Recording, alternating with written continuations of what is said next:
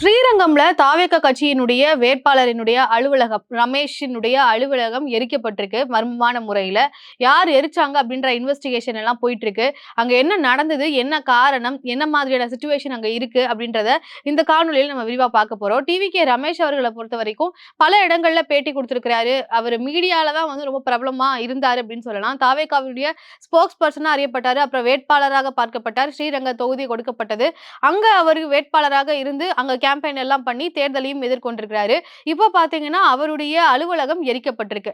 இதுக்கு தமிழக வெற்றி கழகத்திற்கு மேல இருக்கக்கூடிய கோபமா அல்லது ரமேஷ் மேல இருக்கக்கூடிய கோபமா அப்படின்னு பல கேள்விகளானது வந்திருக்கு. 2026 சட்டமன்ற தேர்தல் நடந்து முடிஞ்சிருக்கிற நிலையில தாவேகா கிட்டத்தட்ட 233 தொகுதிகள்ல போட்டி போட்டிருக்கிறாங்க. இந்த வருகையினால தாவேகாவினுடைய இந்த வருகை என்ன மாதிரியான மாற்றத்தை வந்து களத்துல ஏற்படுத்தும், என்ன மாதிரியான எதிர்வினைகள் எல்லாம் வரப்போகுது, எப்படி இந்த சிச்சுவேஷன்ஸ் எல்லாம் மாற போகுது அப்படின்ற ஒரு கேள்வி வந்துட்டு இருக்கக்கூடிய சூழல்ல இப்படி தாவேகாவினுடைய அலுவலகம், தாவேகா கட்சி அலுவலகம் வந்து எரிக்கப்பட்டது அப்படின்ற சம்பவம் பரபரப்பை ஏற்படுத்தியிருக்கு. சட்டமன்ற தேர்தல்ல தாவேகா தனித்து போட்டியிட்டு இருக்கிறாங்க. வேட்பாளர்கள் எல்லாத்தையும் நேர்ல சந்திச்சு பேசி இருக்கிறாரு விஜய் அவர்கள்.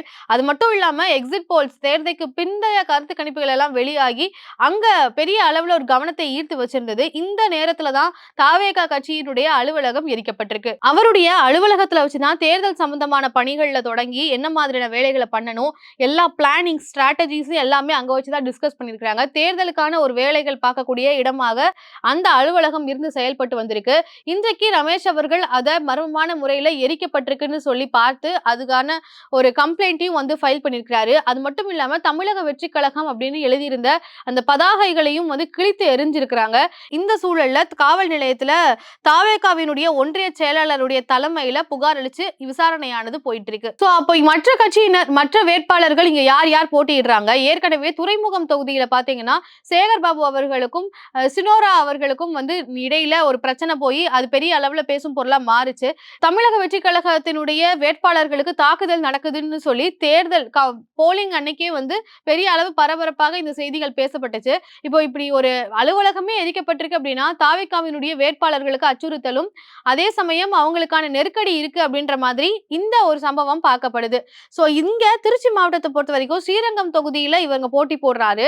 ஸ்ரீரங்கம்ல திமுக சார்பில் யார் போட்டி போடுறாருன்னு பாத்தீங்கன்னா எஸ் துரைராஜ், அதிமுக சார்பில் ஆர் மனோகரன், நாம் தமிழர் கட்சியின் சார்பாக தர்மராஜ் வந்து போட்டி போடுறாங்க. சோ இவங்களுக்கு இடையில தான் வந்து போட்டியானது இருந்துட்டு இருந்த சூழல்ல மற்ற வேட்பாளர்களினுடைய கிட்ட ஏதாவது பிரச்சனை இருந்ததா, இல்ல திமுகவோ நாம் தமிழர் கட்சியோ அதிமுக கிட்டயோ பிரச்சனை இருந்ததுனால இது நடந்ததா, இல்ல ரமேஷ் மேல ஒரு தனிப்பட்ட பிரச்சனையினால இந்த அலுவலகம் எரிக்கப்பட்டதா, இந்த கோணத்துல எல்லாம் வந்து விசாரணை போயிட்டு இருப்பதாகவும் செய்திகளானது கிடைச்சிருக்கு. சோ இந்த நேரத்துல தான் ரமேஷ் அவர்கள் நேற்றைய தினம் வந்து விஜய் அவர்களை நேர்ல சந்திச்சு பேசியிருக்கிறாரு. இன்றைக்கு அவருடைய அலுவலகம் எரிக்கப்பட்டிருக்கு. அப்போது தேர்தல் நேரத்துல கவுண்டிங் அன்னைக்கு வெற்றி பெறும் வேட்பாளர்கள் உடனடியாக பனையூருக்கு வரணும், வேற எங்கேயும் போக கூடாது.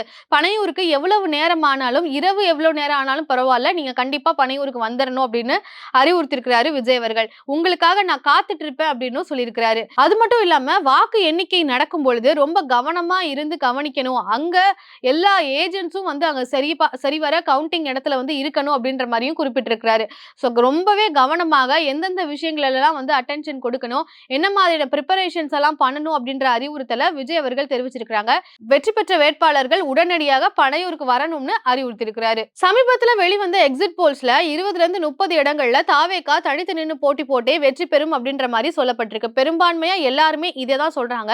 ஒரே ஒரு நிறுவனம் ஆக்சிஸ் மை இந்தியா மட்டும் விஜய் அவர்கள் தான் ஆட்சி அமைப்பாருன்னு சொல்லியிருக்காங்க. சோ இப்படிப்பட்ட ஒரு சூழல்ல வேட்பாளர்கள் எல்லாத்தையும் உடனடியா பனையூருக்கு வரணும்னு சொல்றதுக்கு காரணம், எங்க வெற்றி பெறக்கூடிய வேட்பாளர்களை மற்ற கட்சியினர் வந்து விலைக்கு வாங்கிடுவாங்களோ அப்படின்ற ஒரு காரணத்துக்காகத்தான் இப்படி சொல்றாரு அப்படின்ற கருத்துகள் பெரிய அளவுல இணையத்துல பார்க்க முடியுது. அது மட்டும் இல்லாம விஜய் அவர்களுக்கு தன் மீது தன்னுடைய வேட்பாளர்கள் மேலேயே நம்பிக்கை இல்லாததை தான் இது காட்டுது அப்படின்ற அளவுக்கு எதிர்கட்சியினர் விமர்சனங்களையும் முன்வைக்க ஆரம்பிச்சிட்டாங்க. அது மட்டும் இல்லாம தாவேகாவை பொறுத்த வரைக்கும் 15 இருந்து 25% வரைக்கும் வாக்குகளை பெறறதுக்கான வாய்ப்பு இருக்குன்னு சொல்லிதான் எல்லா நிறுவனங்களும் சொல்றாங்க. இந்த நேரத்துல கோபிச்செட்டிப்பாளையத்தினுடைய வேட்பாளர் செங்கோட்டையன் அவர்கள் தொடர்ந்து பத்திரிகையாளர்களை சந்திக்கும் போதெல்லாம் 200க்கு மேல தாவேகா வெல்லும் அப்படின்னு சொல்றாரு. எப்படி திமுக 200 வெல்வோம்னு சொல்லிட்டு இருக்காங்களோ அதே மாதிரி தாவேகா 200 இடங்களுக்கு மேல நிச்சயம் வெற்றி பெறும். அதே சமயம் விசில் புரட்சி அப்படின்றது தமிழகத்துல இடம்பெற போகுது அப்படின்றத மிக கான்பிடென்ட்டா சொல்லிட்டு இருக்காங்க. இந்த நேரத்துல தாவேகாவினுடைய அலுவலகம் எரிக்கப்பட்டதுன்றது ஒரு பரபரப்பையும் பல கேள்விகளையும் எழுப்பி இருக்கு. சோ இதை பற்றி உங்களுடைய பார்வை என்ன அப்படின்றத கமெண்ட்ல பதிவு பண்ணுங்க. நன்றி.